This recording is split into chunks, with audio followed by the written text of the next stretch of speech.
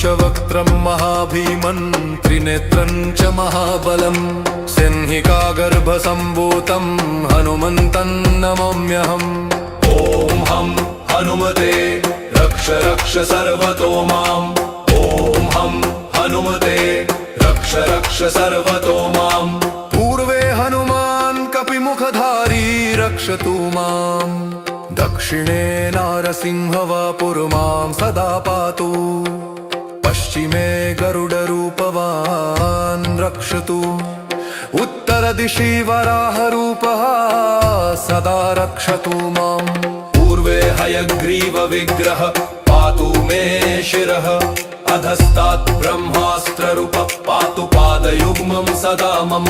अष्टदिशि रक्षतु पञ्चवक्त्रः।